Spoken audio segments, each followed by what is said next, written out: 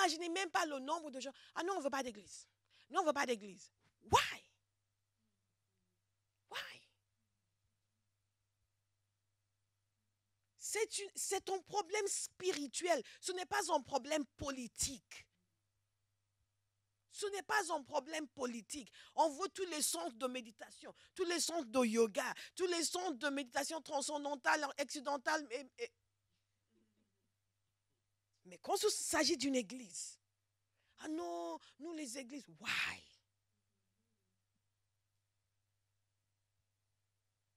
L'église en France doit se réveiller et commencer à prier. C'est un combat spirituel. Et ce sont des attaques au niveau de la communauté. Parce que ce n'est même pas que des autorités. C'est même des gens qui louent les locaux qui disent on ne veut pas d'église. En quoi ça vous dérange? Dites-moi.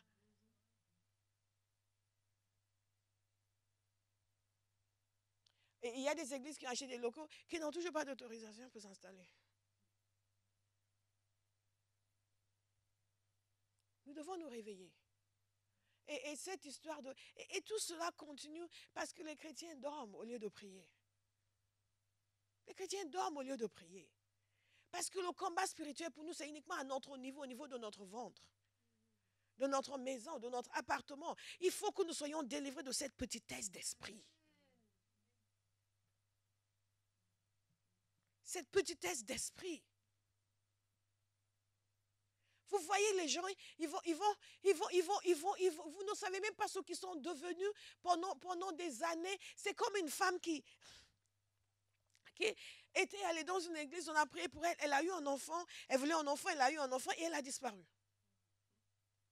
Et après, elle a dit à quelqu'un, oui, oui, il faut que je retourne là-bas parce que je veux un deuxième enfant. Pardon? Et beaucoup de chrétiens fonctionnent comme cela. Aucun engagement dans quoi que ce soit au-delà de leur propre vie. Et donc, le combat continue, rude, contre l'Église. Parce que le combat contre l'Église, croyez-moi, c'est le combat contre vous. Rude, continue. Parce que les gens ne se lèvent pas pour dire on va. On dit on va prier tous les jours et les gens ne le font pas. Ils ne le font pas. Et ils ne sont même pas dérangés. Ils ne se sont même pas gênés du fait qu'ils n'ont pas respecté. Mais ils vont venir, que Dieu les bénisse, que Dieu les touche, que Dieu change leur vie. Je prie que quelqu'un soit libéré de l'irresponsabilité spirituelle. Nous ne sommes pas venus sur terre juste pour recevoir et être bénis. Quelle petitesse d'esprit. Nous sommes là pour changer quelque chose. Nous sommes là pour imposer l'obéissance au diable. Nous sommes là pour faire en sorte que les projets de Dieu avancent sur la terre. Et nous sommes là pour faire taire tout ce qui va s'y opposer. Quelqu'un doit se lever. Et c'est cette passivité que l'ennemi met sur les chrétiens. Ils ne combattent pas, ils ne luttent pas. Ils sont obnubilés par leurs minuscules problèmes. Je vous ai parlé de l'histoire de ces deux personnes qui étaient en train de prier, qui demandaient quelque chose à Dieu. Chacun demandait quelque chose à Dieu. Il y a un jeune qui criait très fort parce qu'il avait besoin de... je donne en équivalent, il avait besoin de 300 € pour payer son inscription. Et à côté, il y avait un homme d'affaires qui avait un contrat de 30 millions d'euros qui était bloqué. Et l'autre qui était tellement fou, il dit, tu as besoin de combien? 300. Prends 300, va-t'en. Que Dieu s'occupe de moi. Nous sommes comme cela. Pour ces 300 €, Seigneur. Après, on dit que l'église ne trouve pas de local. Ça ne nous concerne même pas. Mais on va prier 3 heures, Seigneur, mais 300 €, Seigneur, comme si le parler en langue nous a été donné uniquement pour obtenir 300 €. Il y a des problèmes sérieux, des choses graves. Satan est en train de piétiner sur le peuple de Dieu. Il ne réagit même pas. On va dire, ouais, pourquoi on n'a pas encore de local? Mais que fait pasteur? Elle mange et dort. N'est-ce pas?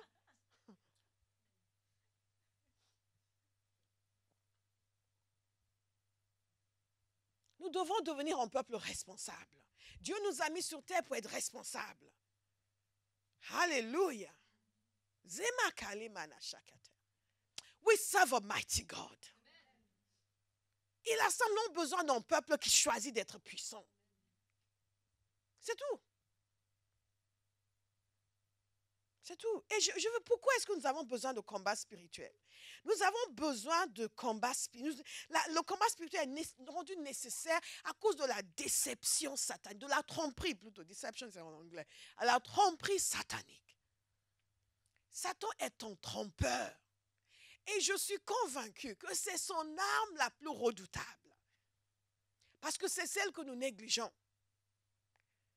Écoutez, qu'est-ce qu'il nous a dit? Jésus lui-même nous dit ceci. Jean 8, 44, notez-le bien. Il a été meurtrier dès le commencement. Et il ne se tient pas dans la vérité. Parce qu'il n'y a pas de vérité en lui. Lorsqu'il profère le mensonge, il parle de son propre fond. Car il est menteur et le père du mensonge. Méditez sur ce passage. Prenez la mesure de l'individu contre qui nous avons, à qui nous avons affaire. On veut nous faire croire que quand Jésus nous a dit, vous recevez une puissance du Saint-Esprit survenant sur vous, c'est pour que nous soyons plus doux et plus gentils. Non. Il nous travaille, le Saint-Esprit. Il nous rend doux et gentils. Mais nous recevons la puissance pour que Dieu puisse manifester ses actes extraordinaires à travers nous. Si je suis en feu, quelqu'un doit être contaminé par mon feu. Et au fur et à mesure que les autres sont contaminés par mon feu, nous sommes tous réveillés. Il y aura quelqu'un dans cette salle qui va devenir un porteur de réveil. Parce qu'il va laisser Dieu l'enflammer. Si Satan ne pouvait pas empêcher que Jésus ressuscite, il ne peut pas empêcher que vous arriviez là où Dieu veut que vous arriviez. La sanctification, c'est la liberté. Le péché, c'est l'esclavage. Nous, les charismatiques, on aime beaucoup parler. On va, j'ai fait tel rêve, j'ai eu telle vision. Ne soyez pas impressionnés, ni par les rêves, ni par les visions. Soyez impressionnés par le caractère, par la sanctification. La transformation, c'est la vie de quelqu'un qui témoigne de la profondeur de sa foi. Pas ses paroles.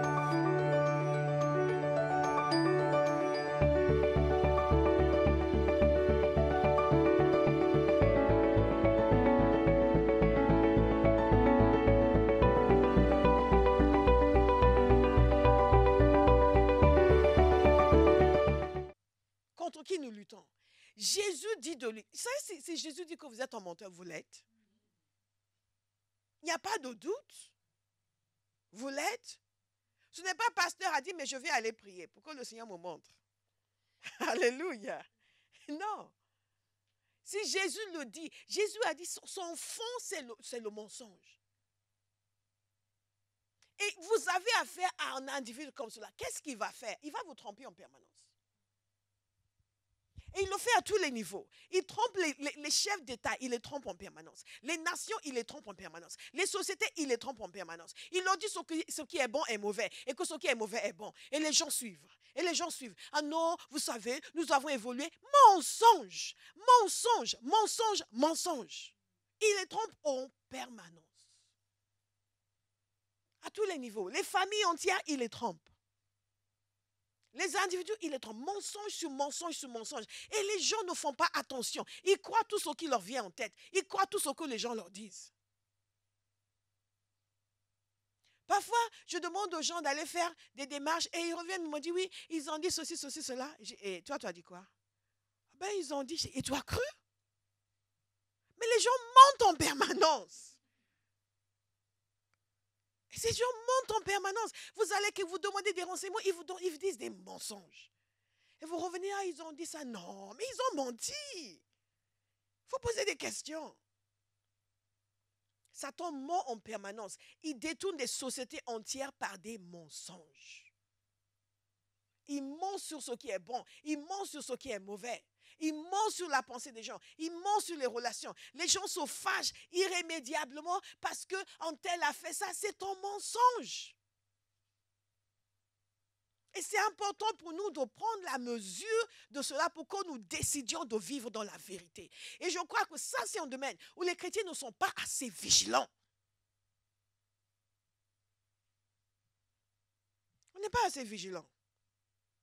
Je ne sais pas pour vous, mais moi, je vais être vigilante. Donc, les gens n'ont pas une compréhension de la vraie réalité des choses. Tout ce que nous disons, quand vous lisez, vous écoutez qu'est-ce que l'évangile, regardez la vidéo de qu'est-ce que l'évangile. Regardez, l'évangile est une histoire. Cette histoire de l'évangile, la majorité des gens sur la terre ne connaissent pas. Donc, ils ne connaissent même pas le sens de l'existence, de la réalité, les relations entre Dieu et les êtres humains, qui est le diable. Ils ne savent absolument rien. Satan leur ment en permanence. Il y a des gens qui disent, oui, après ici, vous savez, on meurt et après, c'est le néant. Et quoi encore? Il transmet sa tromperie par tous les moyens possibles et imaginables. Beaucoup de gens basent leur vie sur un mensonge. Toute leur existence sur un mensonge. Leur conception de la réalité, leur conception de l'univers, tout est mensonge. Nous voyons bien le diable quand il vient tuer quelqu'un ou faire quelque chose de physique et de palpable. Mais son terrain d'action, de prédilection, c'est dans la pensée, ce que vous croyez. Ce qu'il veut, c'est à vous amener à croire ce que lui veut vous faire croire. Et son combat dans les sociétés, c'est au niveau de ce que nous croyons. Telle société, qu'est-ce qu'elle croit? En qui est-ce qu'elle croit? Il veut nous amener à avoir une vision de Dieu, de nous-mêmes, de ce qui est bon, de ce qui est mauvais, qui ne correspond pas du tout à ce que Dieu veut. C'est vraiment fondamental de le comprendre. Qu'est-ce que vous croyez? Qu'est-ce que nous pensons? C'est cela qui détermine si oui ou non nous avons été trompés. Alléluia. Alléluia. Alléluia.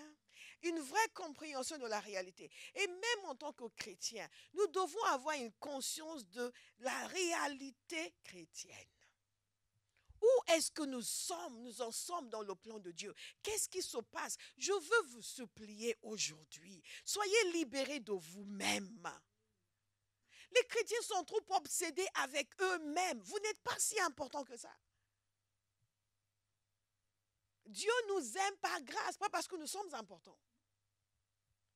Mais si nous sommes trop préoccupés par notre existence, nous passons à côté de l'existence. Alléluia. Il y a une dimension de vérité. Où, qu'est-ce que Dieu fait en ce moment?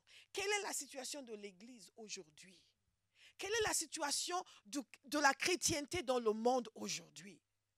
Est-ce que nous avons des yeux pour voir? Est-ce que nous prenons notre part?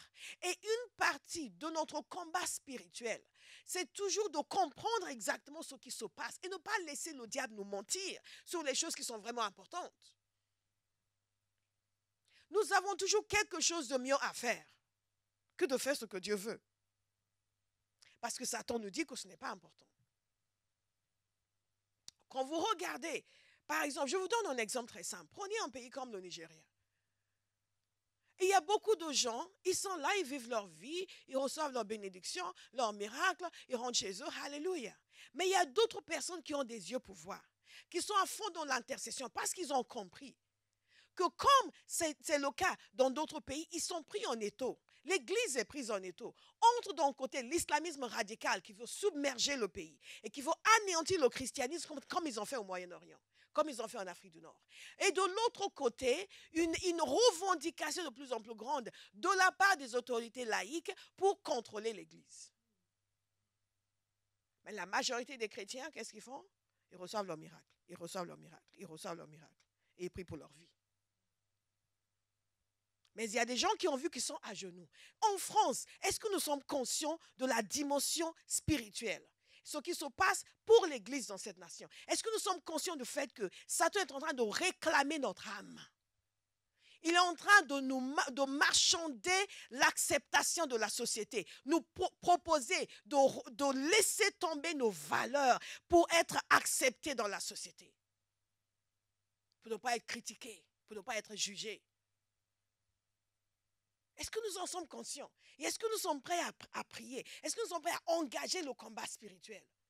où nous sommes trop occupés à critiquer telle église et tel pasteur et tel serviteur et tel ceci. Et il y a des gens qui ne comprennent rien. La parole de Dieu nous dit que les fils d'Issachar, ils avaient des yeux pour voir, ils pouvaient discerner les temps et les saisons et ils savaient ce qu'Israël doit faire. Nous avons besoin. Le combat spirituel, c'est comprendre ce qui se passe et pouvoir discerner, agir et réagir, non pas se faire avoir. Dans le monde occidental, Satan a emmené le combat dans l'église. Il met une intimidation extraordinaire sur les chrétiens. Une intimidation sur les serviteurs de Dieu. Pour renier les valeurs bibliques. Une intimidation. C'est un véritable enjeu spirituel. Et nous devons prier. Non pas juste là, Seigneur mon miracle. Et dès que je l'ai, c'est fini. C'est la seule chose qui compte pour moi. Nous sommes exactement comme les chrétiens dans d'autres générations. Cette obsession avec nous-mêmes, ça c'est un véritable combat que Satan livre contre nous. Il livre ce combat au niveau de la pensée. Il nous occupe les pensées avec nos vies, nos soucis, nos histoires. Comme si nous étions si importants que ça. Comme si nous comptions pour ça. Si vous tuez aujourd'hui, il va continuer. Il ne va même pas s'arrêter. Il va continuer encore. Et vous donne l'impression que quand vous allez régler tout ce qu'il y a dans votre vie, là, vous pouvez faire la volonté de Dieu. Non. C'est un véritable combat. Et c'est toutes les générations, c'est la même chose. Toutes les générations, c'est la même chose. Là où notre foi a triomphé, c'est là où les chrétiens ont compris les enjeux. Où les chrétiens se sont donnés pour Dieu, se sont donnés pour l'œuvre de Dieu. Et la parole de Dieu nous dit qu'ils ont triomphé par la parole de leur témoignage. Alléluia. Par le sang de l'agneau. Et qu'est-ce qu'il a dit ensuite? Ils n'ont pas aimé leur vie jusqu'à la mort. Le véritable combat spirituel, c'est de ne pas aimer trop sa vie. Ne laissez pas le diable vous pousser à trop aimer votre vie.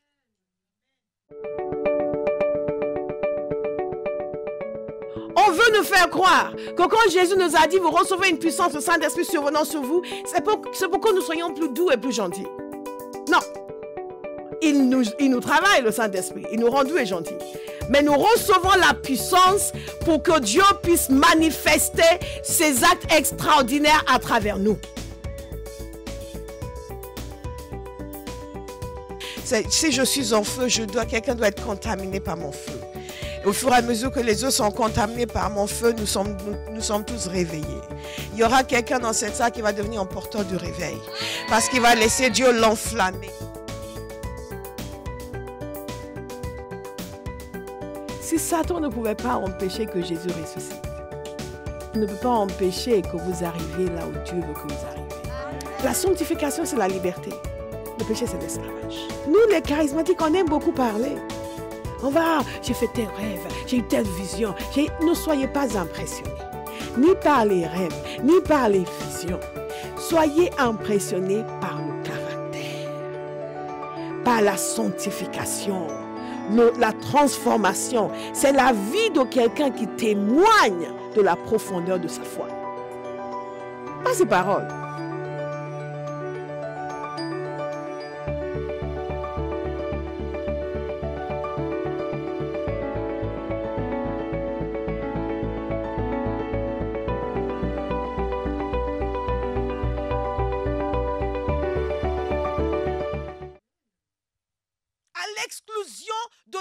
De Dieu, à l'exclusion de l'œuvre de Dieu, à l'exclusion de l'action de Dieu dans notre génération.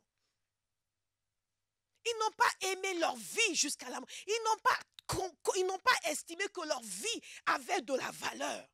Tant que la volonté de Dieu est faite, il y a tellement de gens dont Dieu a besoin pour son œuvre, mais ils sont trop préoccupés par leurs idées, leurs pensées, leur vie. Le véritable combat, c'est là-dedans. Satan fait tout pour nous voiler la face. Tromperie, tromperie, tromperie. On ne voit pas ce qu'on est censé voir. Et on ne voit pas la valeur de ce qu'on ne voit pas. Quelqu'un va lutter contre cela. Si vous ne luttez pas contre les maris de nuit, si vous ne luttez pas contre les esprits qui volent votre argent, ou j'en sais rien, luttez contre cela. Cette tromperie, cet aveuglement, cette cécité, parce que ça amène les gens à rater complètement leur existence, tout en étant dans l'église. Jésus nous a confié son œuvre. Il nous a confié le salut de notre génération. Ce n'est pas l'apôtre Paul qui va venir sauver la France au XXIe siècle. Ce n'est pas l'apôtre Paul qui va prêcher l'évangile à Angoulême, à Perpignan. Ce n'est pas l'apôtre Paul qui va prêcher l'évangile à Lille. C'est vous et c'est moi. Mais si nous ne nous levons pas pour dire nous livrons combat contre tout ce qui nous empêche de voir au-delà de nos vies, nous allons mourir sur notre terre de mission. Nous n'aurons rien accompli. Et Satan va venir danser sur votre tombe.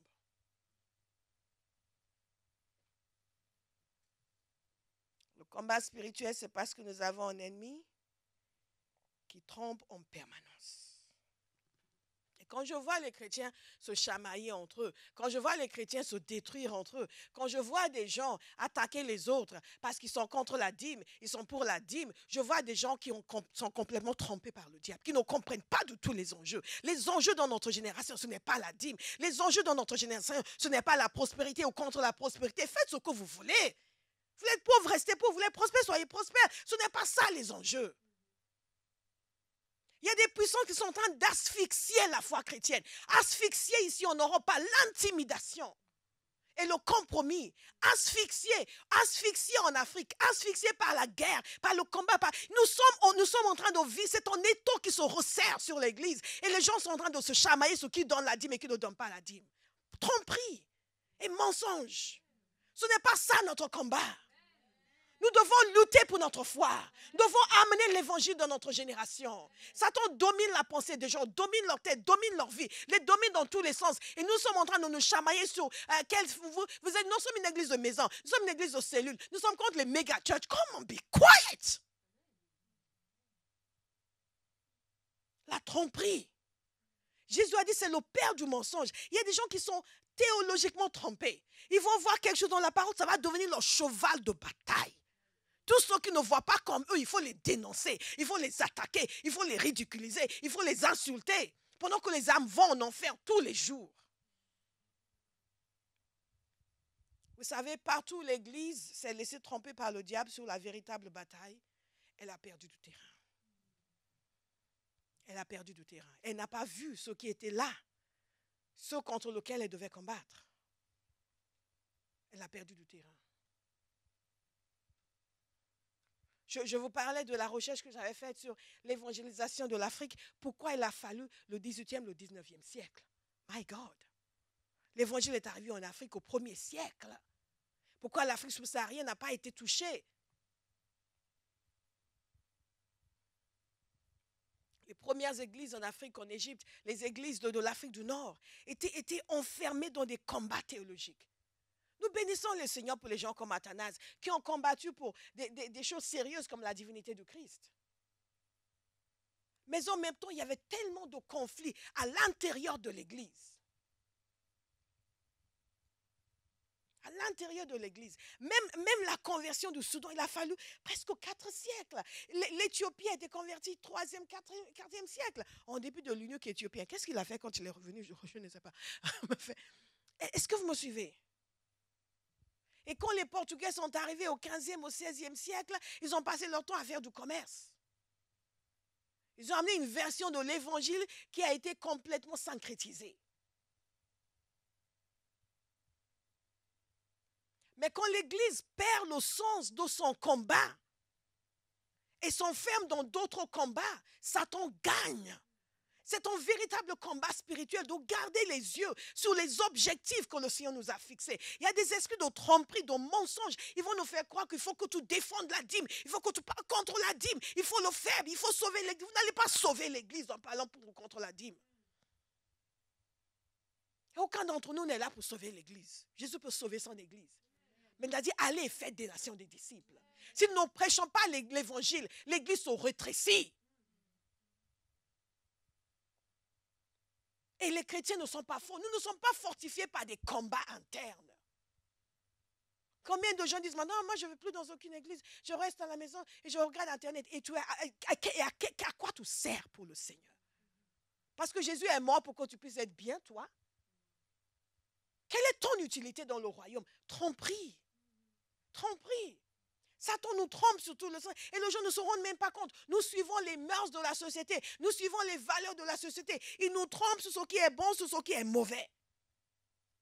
Ils nous trompent. Sans parler de tous ceux qui ont des visions bizarres. Et nous les suivons. Dieu m'a emmené en enfer. Oh, j'ai vu mon ancien pasteur. Mon Dieu, cet homme qui avait l'air d'être bien. Méfiez-vous, attention. God punish the devil. Il a trouvé ses agents dans l'église, qui vont maintenant désigner qui est en enfer et qui est au ciel. Vous serez étonné de vous y retrouver vous-même. Et les gens se laissent tromper par toutes sortes de choses. Et nous ne voyons même pas qu'il est temps de nous lever, de prêcher l'évangile dans notre génération, de nous tenir pour la vérité. Le combat spirituel est une réalité. Ce n'est pas uniquement le démon qui vous opprime la nuit. C'est celui qui vous voile les yeux, qui vous empêche de comprendre ce que vous devez comprendre, qui vous empêche de vous lever pour faire partie de l'armée de Christ dans votre génération, qui vous amène à mettre des commentaires sur des vidéos critiques sur l'église, sur YouTube. Le temps que les gens passent à écrire des commentaires sur les gens qui crachent sur l'église, ils ne sont pas sérieux. Ils passaient ce temps-là dans la rue pour évangéliser. Nous verrons ceux qui contribuent à l'évangile. Le combat spirituel est une réalité. Nous devons avoir des yeux ouverts et ne pas nous faire avoir. Aucun problème que vous avez ne justifie votre démobilisation. Les problèmes, nous en avons connus. Nous en avons connus. Nous en avons connus. Les esprits qui vous trompent, qui trompent l'église, qui nous amènent à adopter les mauvaises idées et faire les mauvais choix. Les mauvaises idées, les mauvais choix. Nous pensons, il nous dit que nous sommes modernes. Donc nous n'avons plus besoin de nous agenouiller devant le Seigneur. Nous sommes modernes. Nous pouvons nous habiller comme les gens du monde. Nous sommes modernes.